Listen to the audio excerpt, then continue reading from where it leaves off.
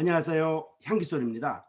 이 시간에는 교회 역사는 언제나 해답을 먼저 가지고 있었습니다. 라는 내용으로 메타버스 교회 학교가 새로운 기회가 된다고 하는 내용을 말씀을 드리겠습니다. 사도들이 복음을 전하기 전에 이미 복음이 전파될 환경은 완벽하게 준비되어 있었습니다. 모든 길은 로마로 통한다라는 교훈처럼 로마는 반란을 진압하고 세금을 징수하며 상업적 이익을 도모하여 제국을 효율적으로 통치하고자 도로를 만들었습니다. 로마는 혈통과 문화와 역사가 다른 이질적인 국가들을 무력으로 진압해 덩치를 불린 제국이었습니다. 이질적인 구성원들을 효과적으로 지배하기 위해 로마는 엄격한 법을 제정했으며 헬라어를 공용어로 지정해서 제국의 전역에 공표했습니다. 그렇게 하면서 로마는 제국을 안정적으로 통치했습니다. 로마는 식민지가 최대한의 자치권을 행사하게 했으며 이로 인해 제국에는 200년간 평화가 가득했습니다. 하지만 하나님은 이러한 인프라를 복음을 전파하는 일에 사용하셨습니다. 군사적이고 상업적인 목적으로 만들어졌던 로마의 도로를 통해 복음은 신속히 제국 전역으로 퍼져나갔습니다. 로마의 통치를 원활하게 하며 상업의 편리를 위해 보급한 헬라어라고 하는 공용어는 성경이 기록되는 언어가 되었습니다.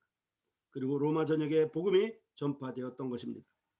로마의 전성기인 로마의 평화 기간에 지역 간의 전쟁은 거의 없었기 때문에 복음을 전하는 일에 큰 위협이 되지 않았습니다. 인터넷은 처음에는 군사 목적으로 개발되었지만은 상업 용도로 급속히 확산되었습니다.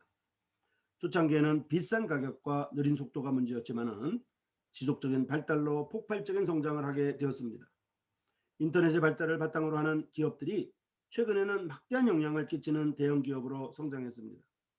세계에서 막강한 부를 자랑하는 기업 순위에서 인터넷을 기반으로 하는 IT 회사가 상당수를 차지합니다. 그 회사들은 앞으로 인터넷과 모바일 분야가 사업의 핵심임을 예측하고 투자한 회사였습니다. 지금까지는 로마라고 하는 제국이 하나님의 복음이 전파되는 통로로 사용되었다고 하는 것을 말씀을 드렸습니다. 이제 인쇄술이라고 하는 기술이 하나님의 복음을 전하는 도구가 되었다고 하는 내용에 대해서 말씀을 드리고자 합니다. 과학기술이 발달하면서 정보 전달 과정도 달라졌습니다. 손으로 필사의 책을 만들던 것이 1450년 구텐베르크의 인쇄술에 의해서 획기적으로 변했습니다. 손으로 필사하는 것과는 비교가 안 될 생산성을 가진 구텐베르크 인쇄술은 안타깝게도 면죄부를 대형 인쇄하는 일에 효율적으로 사용되고 말았습니다.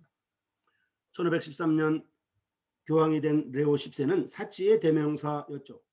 그는 베드로 성당을 화려하게 고치고 사치스러운 생활에 필요한 막대한 자금을 모으기 위해 면죄부 판매 극성이었습니다. 이러한 일에 구텐베르크 인쇄술이 대활약을 했던 것입니다. 하지만 인쇄술은 이처럼 악한 일에만 사용된 것은 아니었습니다.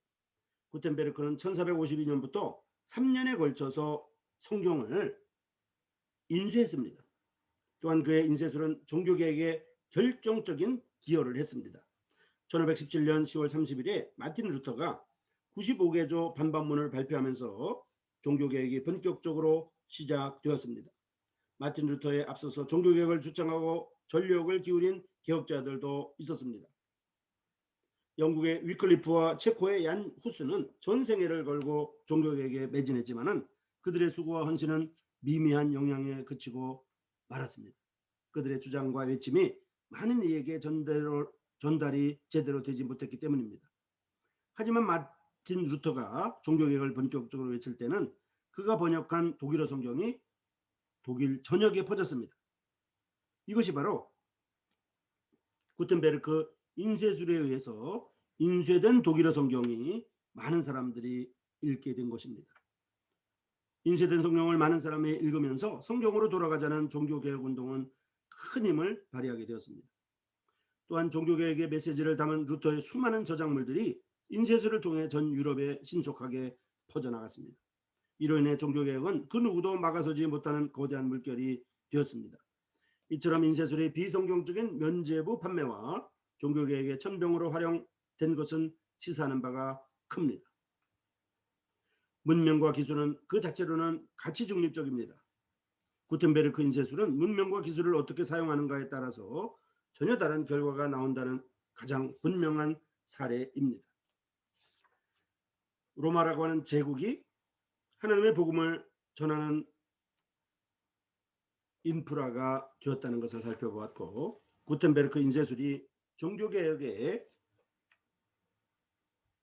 결정적인 도구가 되었다는 것을 살펴보았습니다.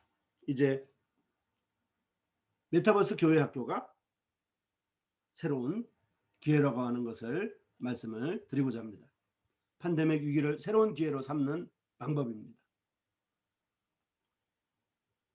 교회는 내부의 문제가 발생하면 그 문제를 극복하는 과정에서 더욱 강한 공동체가 됩니다. 예루살렘 교회 내분이 생기면서 위기를 만났지만은 오히려 교회 조직을 세워가는 유익한 결과로 이어졌습니다. 교회 안에 이단의 문제가 발생해서 교회가 흔들리기도 했지만은 이는 도리어 견고한 교리의 토대를 만드는 결과로 나타났습니다. 교회 외부에서 핍박이 가해지면 교회는 더욱 순결해지고 믿음이 더욱 굳건해집니다. 또한 이러한 핍박이 오히려 복음의 확장으로 이어졌습니다. 예루살렘 교회에 가해진 심각한 핍박으로 인해 교회는 커다란 피해를 입었지만은 이 일은 선교의 역사가 전 세계로 확산되는 시발점이 되었습니다.